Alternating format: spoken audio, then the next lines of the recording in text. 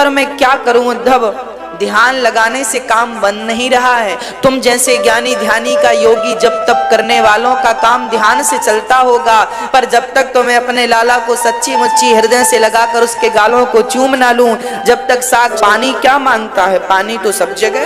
आंख बंद करो, पानी का ध्यान करो, ऐसा पानी है। गंगा का पानी ऐसा है, यमुना का पानी ऐसा।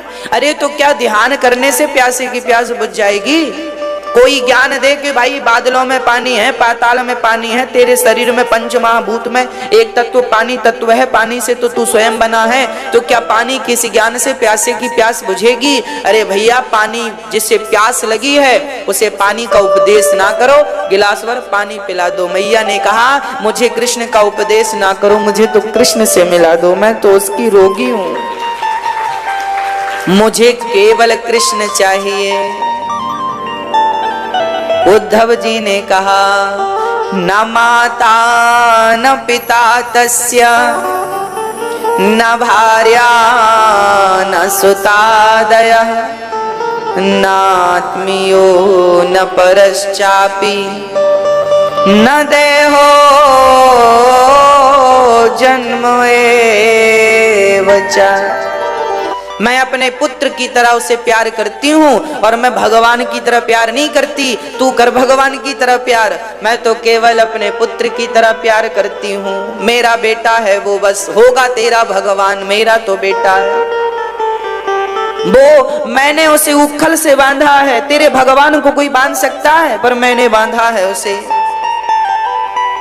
कोई भगवान को दूध पिला सकता है, मैंने अपना दूध पिलाया है उसे।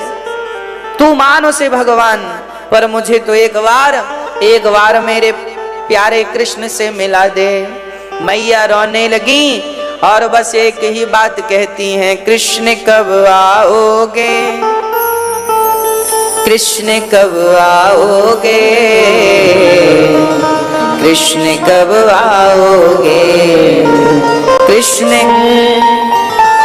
मैया कह के बुलाओगे, कृष्ण कब आओगे, मैया कह के बुलाओगे। उद्धव जी माँ यशोदा से बात करते करते रात बीत गई और माँ यशोदा उद्धव को ज्ञान दे रही हैं। उद्धव का ज्ञान माँ यशोदा के प्रेम के सामने फीका पड़ गया।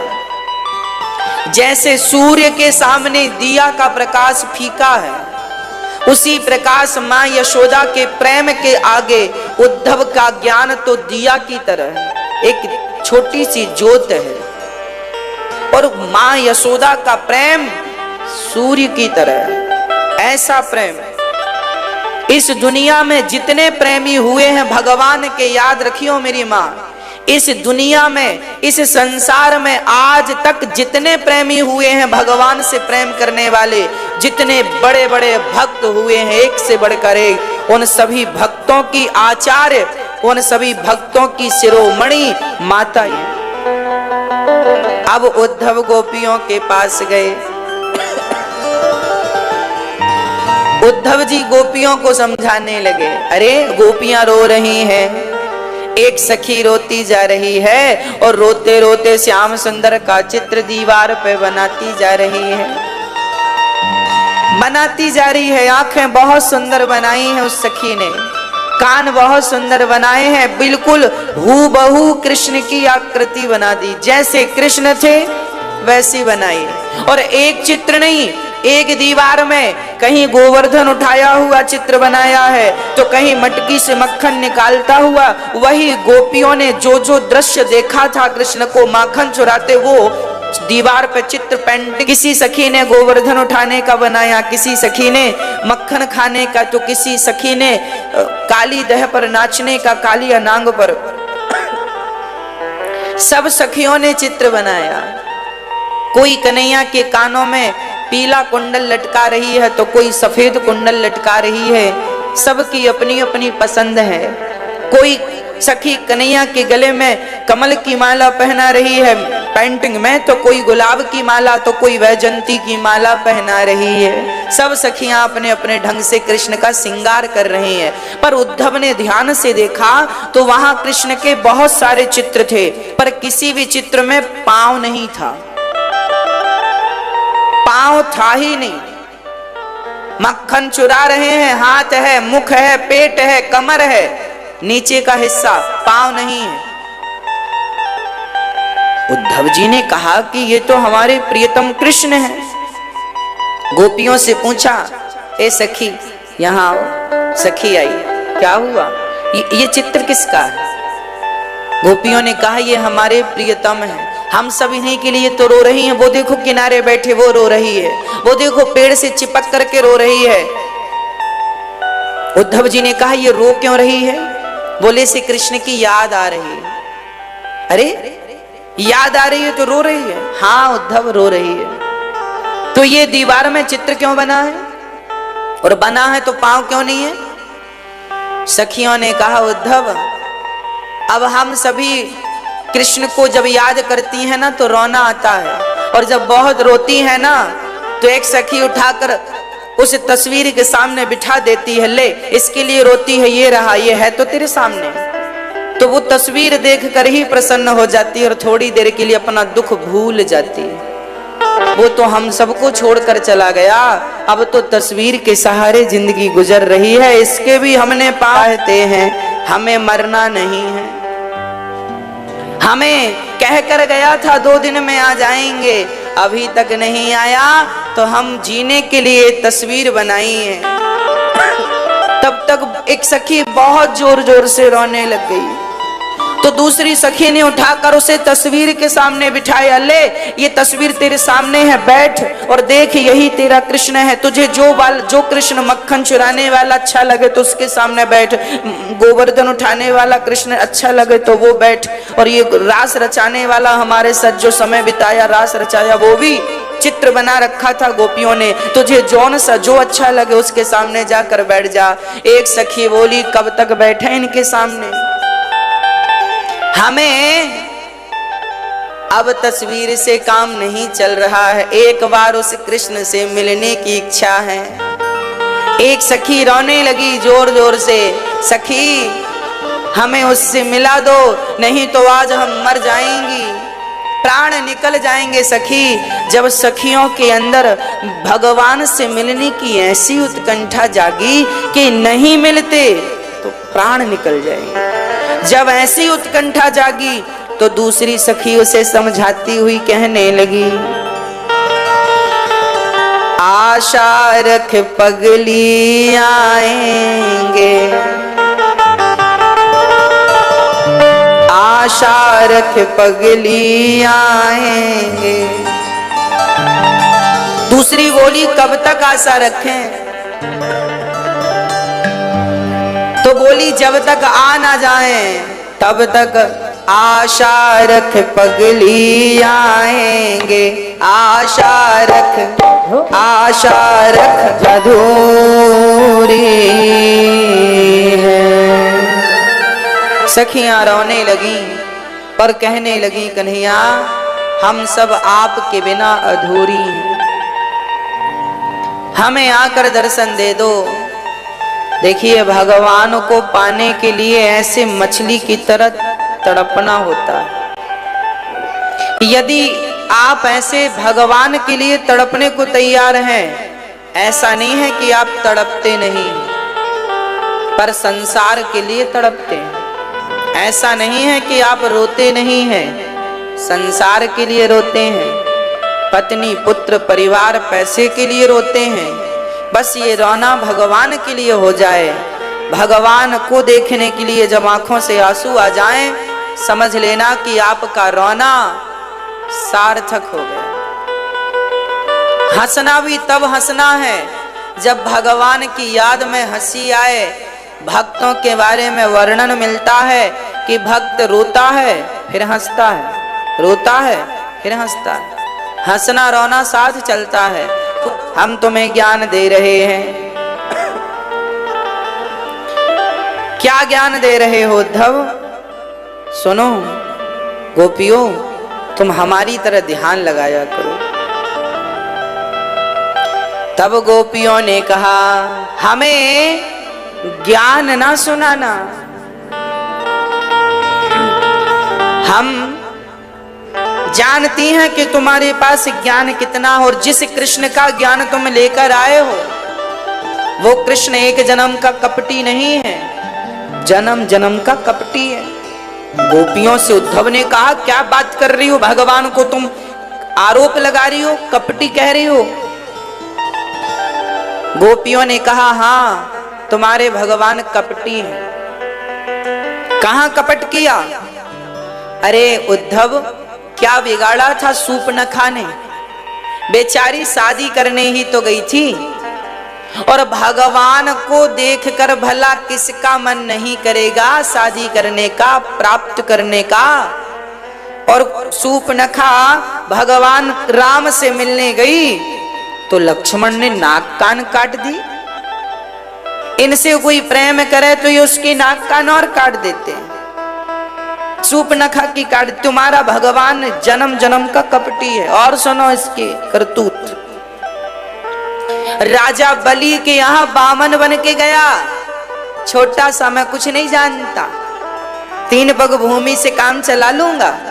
और बेचारे राजा ने 3 पग भूमि जब दे दी तो इतने से इतना बड़ा बन गया, और पहले पग में पूरा पाताल नाप लिया, दूसरे पग में सत्यलोक नापा, तीसरे पग में तो राजा बलि के माथे पे पांव रख दिया। ये उद्धव जिसकी तुम गाथा गाने आए हो, ये तुम्हारा भगवान एक जन्म का नहीं, मैं 3 जन्म का इतिहास जानती हूँ, 3 जन्म में इसने, और हमने क्या बिगाड़ा था, हमें छोड़कर चल। अब उद्धव जी को लगा राम राम राम, हम तो इन गोपियों को पागल समझते थे, पर ये गोपियां तो जानती हैं कि यही कृष्ण थे, और यही राम, और यही वामन, और यही नरसिंह। वो जानती हैं कि यह भगवान है। तब गोपियों ने उद्धव से कहा, हम प्रेम दीवानी हैं, वो प्रेम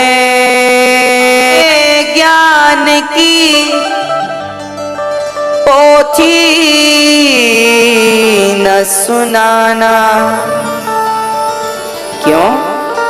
हम प्रेम दीवानी हैं, वो प्रेम दीवाना। और सुनो, तुम कह रहे हो आंख बंद करके, चलो आंख बंद करने वाला सिलसिला तो बहुत पुराना है, हमसे सुनो। हाँ हाँ सुनाओ। गोपियों ने कहा, तन मन जीवन, शब्दों पर ध्यान दीजिए। गोपियों ने कह रहे हो आंख बंद करो, ध्यान लगाओ। तुम तो ध्यान लगाते हो तब तुम्हारी आंखों में कृष्ण आता है, तुम्हारे हृदय में कृष्ण आता है। और हमारी सुनो, हमारा तो तन श्याममय है, तन मन जीवन श्याम का। तन मन जीवन, हमने अपना मन श्याम के चरणों में गिरवी रख दिया है,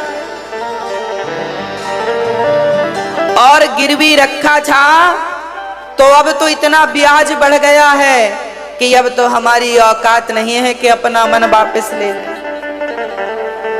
भाई हमने ये वस्तु आपके पास 10 रुपए में रख दी और कह दिया कि भाई हम 1% ब्याज देंगे।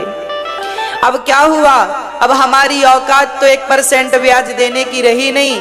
चलो थोड़े दिन तुम रखना, हम मन वापस ले लेंगे। पर अब ब्याज इतना बढ़ गया है कन्हैया के चरणों के प्रेम का कि अब तो हमारा मन सदा सदा है। अब योग का नहीं कोई ठिकाना।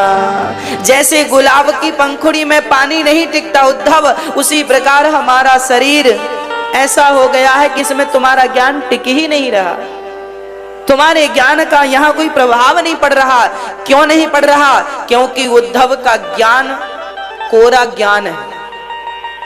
याद रखना मेरी माँ, गोपियां प्रेम की प्रतिमूर्ति हैं और उद्धव ज्ञानी है। तो ज्ञानी और प्रेमी इन दोनों में श्रेष्ठ कौन है? ज्ञानी से एक पोथी पढ़ पढ़ जग हुआ, पंडित भयानको ढाई अक्षर प्रेम का, पढ़े सो पंडित हो।